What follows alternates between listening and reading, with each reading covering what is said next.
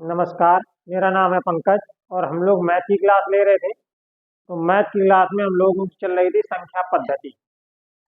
आज संख्या पद्धति पर नया टॉपिक है शून्यों की संख्या ज्ञात करना। शून्यों की संख्या ज्ञात करना, तो शून्यों की संख्या होती क्या है, सबसे पहले ये बात कर लेते हैं। हम लोग गिनते कौन से शून्य संख्या में गिने जाते हैं, पहले ये देख लेते हैं। संख्या के दाहिनी तरफ लिखे शून्यों को ही केवल गिना जाता है। शून्यों की संख्या उसी को कहते हैं शून्यों की संख्या ज्ञात करना। यानी जो संख्या जैसे हमारी लिखी है 3, 7, 8, 9 और यहाँ पर लिखा हो हमारा 0, 0, 0, 0, तो 1, 2, 3, 4 यही हमारी शून्यों की संख्या हो जाएगी 4। यही हम लोग गिनते हैं शून्यों की संख्या।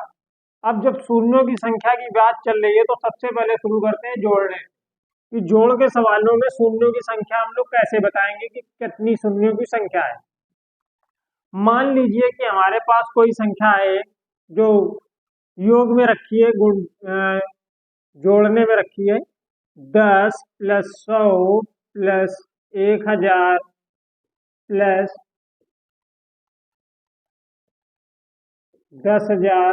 इसमें हमसे कहा जाए शून्यों की संख्या ज्ञात कीजिए, तो शून्यों की संख्या का योग में शून्यों के संख्या का निर्धारण हमेशा कम शून्यों वाली संख्या से होता है। किससे होता है? कम संख्या वाली शून्यों से होता है। जैसे इसमें सबसे कम शून्य किस संख्या में लिखे हैं, तो 10 में लिखे हैं। कितने लिखे हैं? तो 1।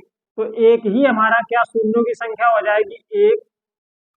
अब क्यों 1 हो जाएगी, इसके बारे में चर्चा कर लेते हैं। 1 होगी हमारी शून्यों की संख्या। अब जैसे ये योग में लिखी है तो इसके योग को हम कर लें। योगफल इस संख्या का अगर निकाले हम तो क्या निकलेगा? 0, 0, 0, 0, ये 0 हो गया। फिर इसके बाद ये 1 है तो यहाँ 1 आ जाएगा, ये 1 है तो यहाँ 1 आ जाएगा, ये 1 है तो यहाँ 1 आ जाएगा, और ये है 1 तो यहाँ पर 1 आ जाएगा। यानी कि हम कह सकते हैं कि अगर संख्याएं हमारी योग में लिखी है, प्लस का साइन बीच में है, योग का साइन बीच में है, जोड़ का साइन बीच में है, तो उसमें जो शून्यों का निर्धारण करेगा वो सबसे कम शून्यों वाली संख्या ही शून्यों का निर्धारण करेगी। जिसमें सबसे कम शून्य होंगे वही हमारा संख्या क्या शून्यों का निर्धारण करेगी, और जितने शून्य होंगे उतने ही शून्यों का वही शून्य हमारे शून्यों की संख्या कहलाएगी। जैसे इसमें 1 है तो यही 1 हमारा शून्यों की संख्या हो जाएगी। अब आगे चलते हैं। जैसे सवाल में सब्ट्रैक्ट का निशान लगा हो, माइनस का घटाव का निशान लगा हो, तब हम शून्यों का निर्धारण कैसे करेंगे? तो उसमें भी यही काम है। जैसे 100 है, 100 में हम 10 को सब्ट्रैक्ट कर दे, 10 को घटा दे तो हमारा 90 मिल जाता है।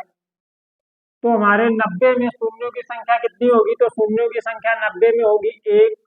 और यही हम अगर आपसे ट्रिक कहें कि अगर कोई संख्या सब्ट्रैक्ट में माइनस के निशान के साथ रखी हुई है तो हमेशा सब वही संख्या जिसमें सबसे कम शून्य है वही संख्या हमारा शून्यों का निर्धारण करेगी। तो यही हमारा ट्रिक थी एक हमारी, और इसको हम अब आगे चलते हैं। अब आगे हमारा है शून्य हमारे मान लो कि भाग में रखे हो। मान लो कि 10 1000 में हमें भाग करना है 100 का, तो इसमें हम शून्यों का निर्धारण कैसे करेंगे? तो इसमें हम पहले 10 की पावर में बना लें दोनों को। तो 10, या हम ऐसे कह दें 0 से 0 कट गया, 0 से 0 कट गया, और हमारे पास संख्या बचेगी 10, और 10 में शून्यों की संख्या होती है 1।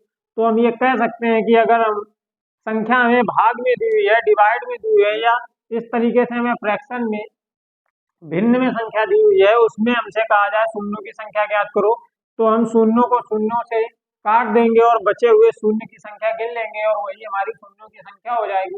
अगर इस टाइप से हमें नहीं करना है तो इसका एक दूसरा तरीका है कि हम पहले 10 की पावर में इसे बना लें।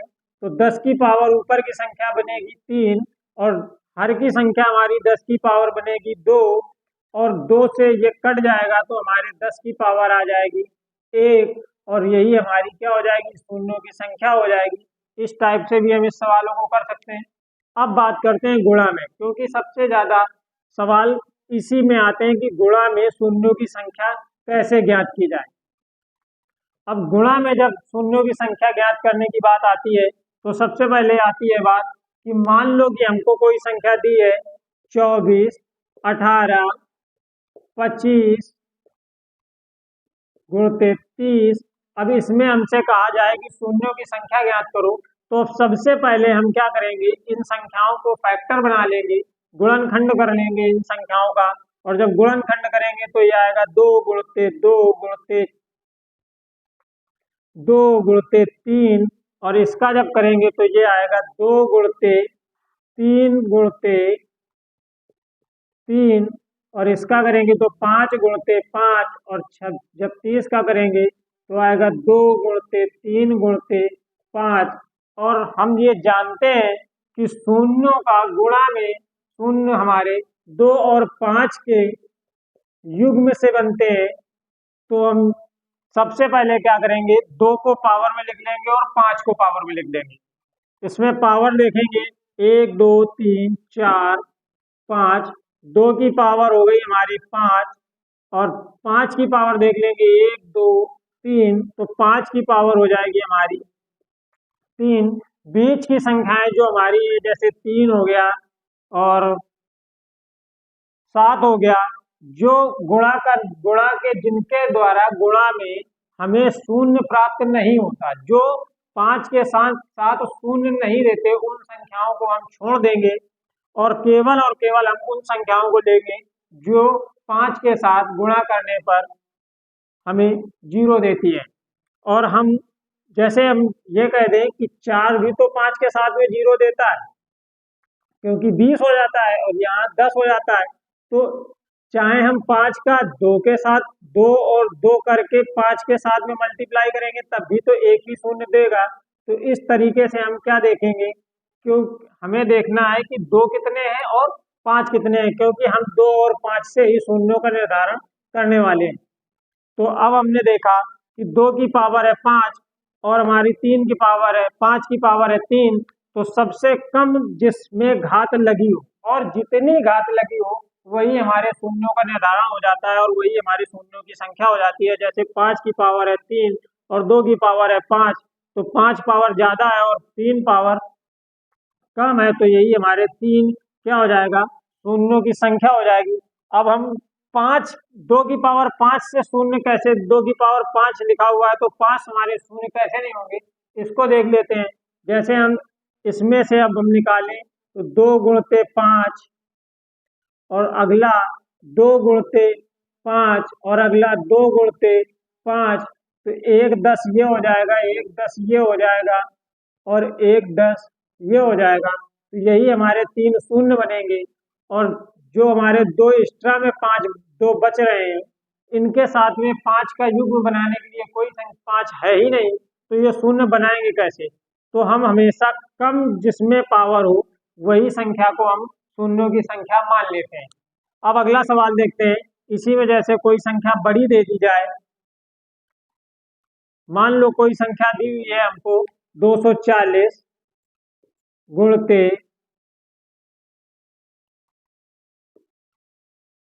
25 गुणित 120। अब इसमें हमें शून्यों का निर्धारण करना हो तो हम शून्यों का निर्धारण कैसे करेंगे, सबसे पहले इसको फैक्टर बना लेंगे। तो चाहे तो आप इस तरीके से फैक्टर निकाल सकते हैं, और चाहे तो इसको छोटे छोटे टुकड़ों में काटते जाओ और फैक्टर बनते जाएंगे। इसको हमने काटा 24 गुणित 10, और इसको हम काटेंगे 5 गुणित 5, और इसको काटेंगे हम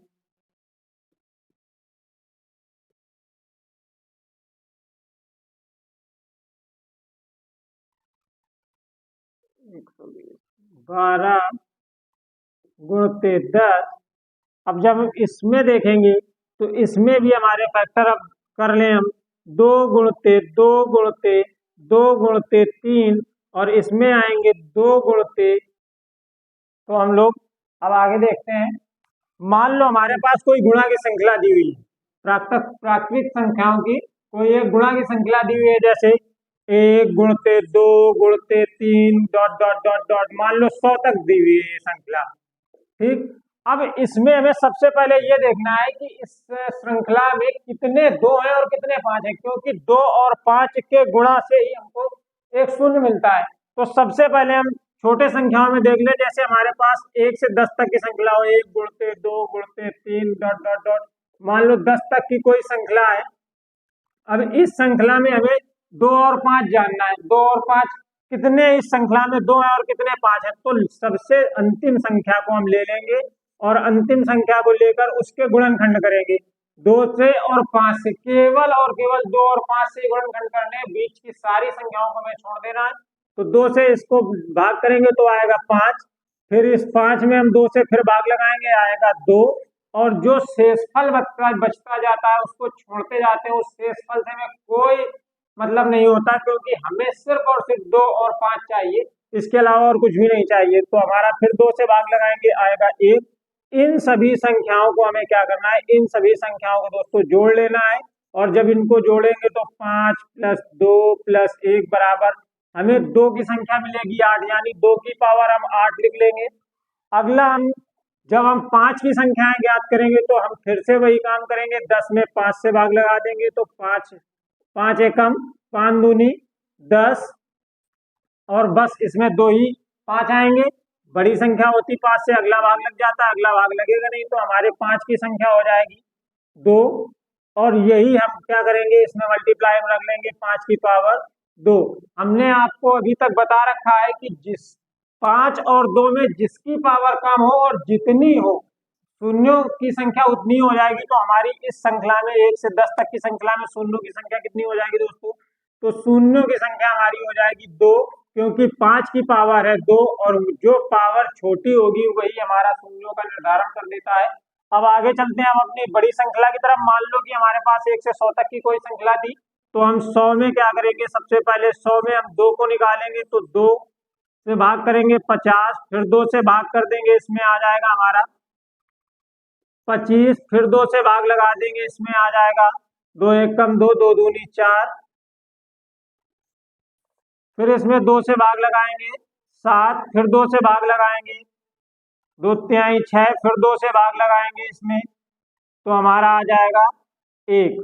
इन सभी संख्याओं को हमको क्या करना है, जोड़ लेना है। अब हम देखते हैं, अब हम ये कह सकते हैं कि हमेशा हमारी जब भी हम कोई श्रृंखला लिखेंगे तो हमारी श्रृंखला में 2 की संख्या हमेशा सदैव सदैव हमेशा हमेशा ज्यादा आएगी। जब 2 की संख्या ज्यादा आएगी तो 2 की संख्या 5 से जब ज्यादा आए तो हम 2 की संख्या निकालें या ना निकालें, हमें केवल 5 की श्रृंखला में 5 की संख्या ही निकाल लें तो वो हमारा काम बन जाएगा। अब हम 5 में 100 में हम 5 से भाग लगाएंगे, कितना आएगा, तो जब 5 से लगाएंगे तो 5 दूना 10, 20 आएगा, फिर 5 से भाग लगाएंगे 4 आएगा, और यही हमारे क्या, इन सबको हम जोड़ लेंगे तो हमारा 5 की पावर कितनी आ जाएगी, 5 की पावर आ जाएगी 24, और यही जो 24 है यही हमारी क्या होगी, शून्यों की संख्या हो जाएगी। तो 1 से 100 तक के शून्यों की संख्या की अगर हम बात करें कि 1 से 100 तक में शून्यों की संख्या क्या होगी, तो शून्यों की संख्या हमारी हो जाएगी 24। अब 2 को हमने क्यों नहीं छुआ है, क्योंकि 2 में हम पहले ही देख रहे हैं कि 50, 20, 14, 7, 3। अब इन सबको अगर हम जोड़ेंगे तो 2 की संख्या हमारी बहुत ज्यादा निकल जाएगी, इस वजह से हम इसको छोड़ देते हैं। अब आगे चलते हैं,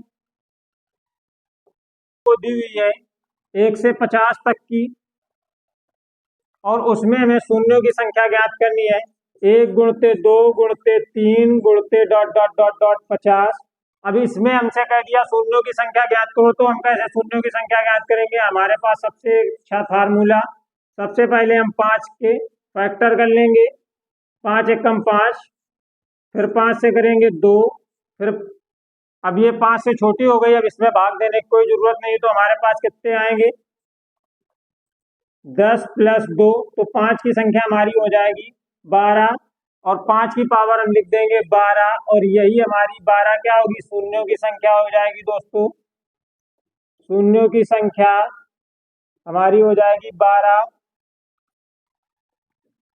अब चलते हैं नेक्स्ट प्रकार की तरफ, और कैसा प्रकार और किस तरीके के सवाल हमें एग्जाम में पूछे जा सकते हैं जिनमें हमें शून्यों की संख्या ज्ञात करनी हो।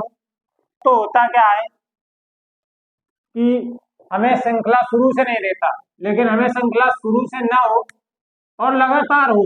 जैसे हम कह दें हमारे पास श्रृंखला है 41 गुणते 42 डॉट डॉट डॉट डॉट, हमारे पास श्रृंखला जो 41 42 से लेकर हमारे पास मान लो 100 तक की श्रृंखला है कोई, तो हमारे पास सबसे अच्छा तरीका वही है कि हम 5 की संख्या को केवल 5 की संख्या ज्ञात कर लें, क्योंकि 2 तो हमेशा श्रृंखला में ज्यादा मिलेंगे। तो हमें 5 की संख्या जब ज्ञात करनी है तो 5 कितने होंगे, तो ये हमें 100 5 से फैक्टर करेंगे और ये आ जाएगा 5 दूनी 10, 0 5 से बड़ा है, फिर एक बार भाग लग जाएगा, 5 चौको 20, और अब ये 5 से छोटा हो गया तो हमारे पास शून्यों की संख्या आ जाएगी 24।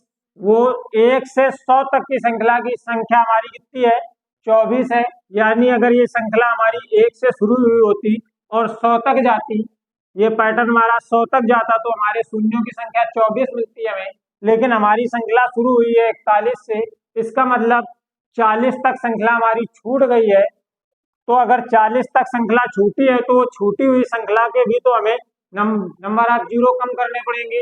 तो हम क्या करेंगे कि 40 तक के 40 में हम भाग लगा देंगे 5 का, तो हमारे पास आएगा 5 40, फिर 5 से भाग लगाएंगे, हमारे पास आएगा 5 एकम 5, यानी 9 शून्य हमारे कम हो जाएंगे दोस्तों।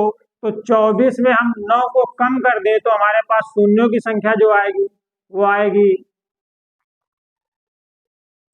9 5 14 1, शून्यों की संख्या आएगी से 41 से लेकर और 100 तक की संख्याओं में हमें शून्यों की संख्या अगर ज्ञात करनी हो तो हमारी शून्यों की संख्या हो जाएगी दोस्तों 15।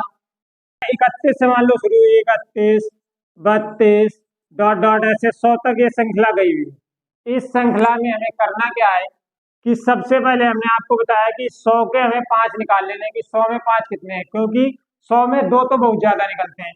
तो जब हम 100 में 5 निकालेंगे तो 5 से हम जब इसमें भाग लगाएंगे तो 5 दूना 10, ये हमारा आएगा।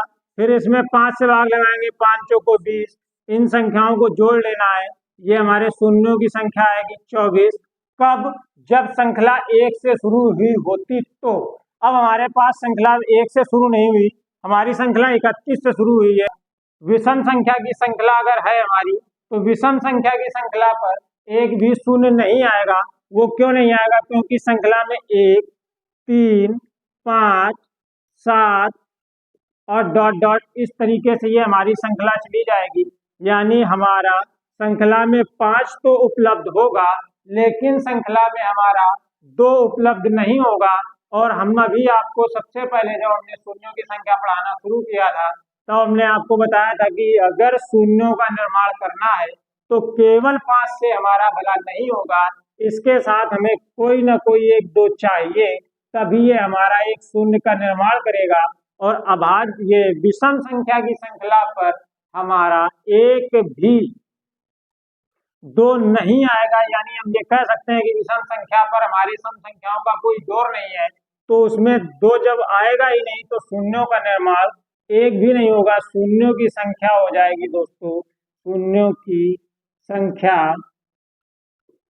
हो जाएगी हमारे 0, एक भी शून्य नहीं होगा जब श्रृंखला हमारी विषम होगी। और जब श्रृंखला हमारी सम होगी तब हम शून्यों का निर्माण कैसे करेंगे ये देख लेते हैं अब, क्योंकि विषम संख्या पर तो एक भी शून्य नहीं आएगा हमारे। और जब हमारी अभाज्य संख्याओं की श्रृंखला होगी तो हमारा श्रृंखला होगी 2 गुणते 3 गुणते 5 गुणते 7 गुणते 11, ऐसे ही अभाज्य संख्याओं की श्रृंखला बढ़ती चली जाएगी। और हम आपको ये बता दें कि केवल और केवल अभाज्य संख्या हमारी जो 2 है यही सबसे छोटी अभाज्य संख्या है और यही केवल एक सम संख्या है। तो हमारे एक 0 का निर्माण होगा। अब तो हम ये कह सकते हैं कि अगर हमारी अभाज्य संख्याओं की श्रृंखला कोई है तो उस श्रृंखला पर केवल और केवल एक 0 ही आएगा, एक के अलावा कोई भी 0 नहीं आएगा। अब बात करते हैं अगले टॉपिक की तरफ चलते हैं, अगले प्रकार की तरफ चलते हैं। अगला प्रकार हमारा ये है कि अगर हमारी श्रृंखला सम हो, अगर श्रृंखला अंडों को निकाल लें, 5 के फैक्टर निकाल लें कि 5 हमारे कितने होंगे, तो 5 से इसमें भाग लगाएंगे 5 आएगा, और 5 10 आएगा, और जब हम 10 में 5 से भाग लगाएंगे 2 आएगा। यानी हम कह सकते हैं कि 1, 2 से और 100 तक की सम संख्याओं में हमारे पास जो 5 होंगे वो 12 होंगे। तो इस प्रकार से हमारे शून्यों की संख्या का निर्धारण हमने बताया 5 की घातों पर ही हम निर्भर रहते हैं। तो 5 में अगर हम 5 पावर 12 रख दें तो हमारे पास शून्यों की संख्या जो आएगी दोस्तों वो आएगी 12। अब हम अगले टॉपिक की तरफ चलते हैं, अगले प्रकार की तरफ चलते हैं कि अगर हमारे श्रृंखला कोई ऐसी ना दी हो, उस श्रृंखला में हमारे घातें लगी हो, पूरी की पूरी श्रृंखला पर अगर हम घातों की बात करें, घातें लगी हो, तब हम क्या करेंगे, तब हम मान लो 1 की घात 2 गुणते 1, 2 की घात 2 गुणते 3 की घात 2 डॉट डॉट, ऐसे ही श्रृंखला हमारी 100 तक हो और 100 की घातें हमारी लगी हो, तो तब हम क्या करेंगे, हमें कुछ भी नहीं करना नया दोस्तों, हमें बस 100 के ही फैक्टर निकालने हैं। थोड़ी देर के लिए मान लेते हैं कि श्रृंखला पर हमारा कोई भी दो पावर में 2 या 3 या 4 कुछ भी लगा ही नहीं है।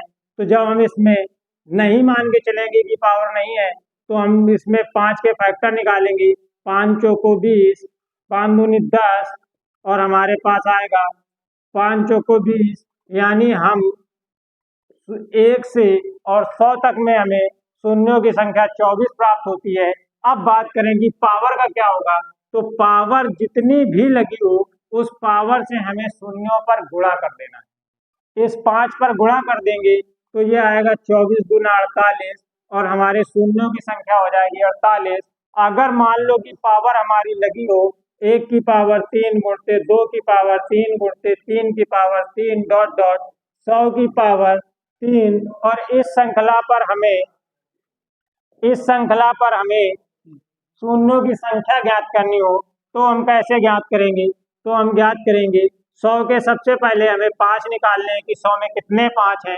तो जब हम 100 में 5 निकालेंगे तो 100 में 20, और इसके बाद फिर 5 से भाग लगाएंगे आएगा 4, यानी 1 से 100 तक की संख्या पर हमारे 24 शून्य होंगे।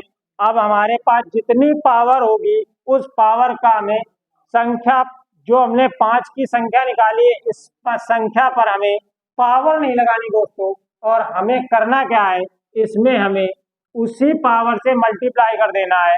तो 24 तिया होता है 72, यानी हमारे शून्यों की संख्या हो जाएगी 72। मान लो कि हमारे पास कोई ऐसी श्रृंखला दी हुई है जिसमें पावर और ज्यादा लगी हुई है, तब हम क्या करेंगे, तब हम फिर से वही बात, पावर जितनी मर्जी लगी हो, हमें सिर्फ और सिर्फ ध्यान देना है कि हमारी श्रृंखला जो है वो है किसकी, तो 1 गुणते 2 गुणते 1 की पावर 10 गुणते 2 की पावर 10 गुणते 3 की पावर 10 और डॉट डॉट 100 की पावर 10। थोड़ी देर के लिए मान लेते हैं कि श्रृंखला पर पावर कोई लगी ही नहीं है। जब श्रृंखला पर कोई पावर नहीं लगी है तो हम क्या करेंगे, एक की श्रृंखला है हमारी, 100 में हम 5 के फैक्टर को निकाल लेंगे, तो 5 चौको 20, और फिर से 5 का भाग लगाएंगे आएगा 4। श्रृंखला हमारी दे रही है 24 जीरो। और हम ये अभी आपको बताए कि हमेशा पावर, अगर शून्यों की संख्या हम बिना पावर के निकाल लें, इसके बाद हमें पावर का गुणा नहीं कराना, वो पावर नहीं लगानी है शून्यों में, हमें हमेशा पावर का क्या करना है दोस्तों, गुणा करा देना है। तो हमारे पावर आ जाएगा 240। अब यही हमारे शून्यों की संख्या हो जाएगी दोस्तों। जिन दोस्तों ने अभी तक हमारे चैनल को सब्सक्राइब नहीं किया है तो वो सारे दोस्त हमारे वीडियोज को फैलाएं, हमारे चैनल को सब्सक्राइब करें, अपने दोस्तों तक हमारे वीडियोज को फैलाएं। अगर वीडियो अच्छा लग रहा है तो लाइक करें।